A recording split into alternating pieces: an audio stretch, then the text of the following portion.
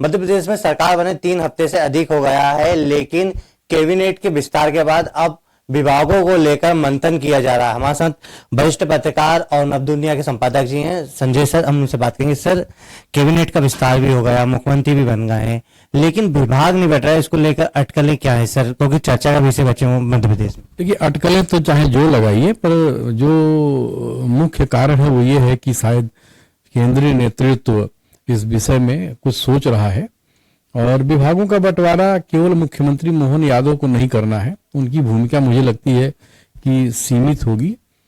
जो कुछ भी तय होगा वो केंद्रीय नेतृत्व से ही तय होना है और जब वहां सूची आ जाएगी तो समझिए विभागों का बंटवारा हो जाएगा।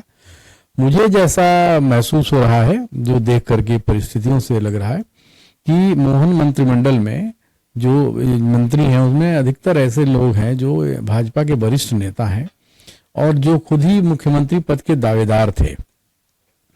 तो जाहिर सी बात है कि उन सबकी अपनी आकांक्षाएं हैं और उन आकांक्षाएं ही सिर्फ नहीं है, केंद्रीय नेतृत्व तक उनकी बात भी पहुंच रही होगी। तो केंद्रीय नेतृत्व के लिए एक थोड़ा ये चुनौती भी है कि सबके बीच में एक संतुलन बनाया जाए ताकि सरकार एक पर जो जिस लक्ष्य के साथ आई है और जिस लक्ष्य के साथ नया मुख्यमंत्री बना करके भाजपा ने एक पीढ़ी परिवर्तन का नारा दिया, वो पूरा हो सके। और शायद यही वजह है कि इसमें कुछ विलंब हो रहा है, लेकिन चूंकि 4 दिन अब हो चुका है, अब ज्यादा देरी की गुंजाइश मुझे नहीं लगती है। उन्हें होमवर्क कर चुके होंगे और 1-2 दिन के अंदर ही संभवतः विभाग घोषित हो जाएंगे कि कौन मंत्री कौन सा विभाग संभाले।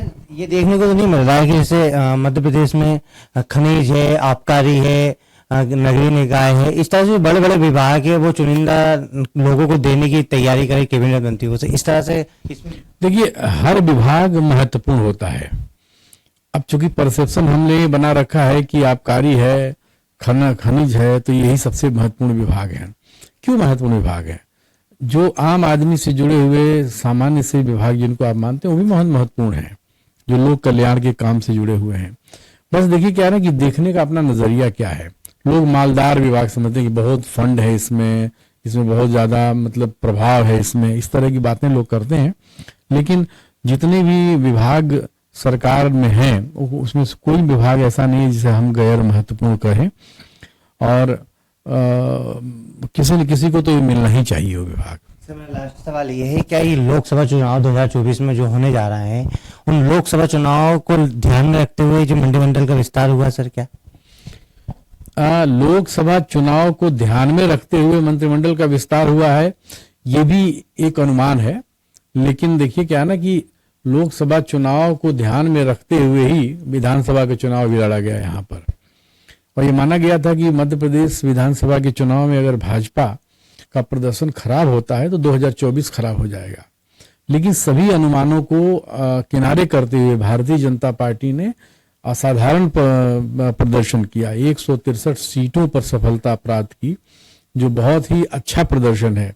230 में से 163 सीट जीतना सामान्य बात नहीं है।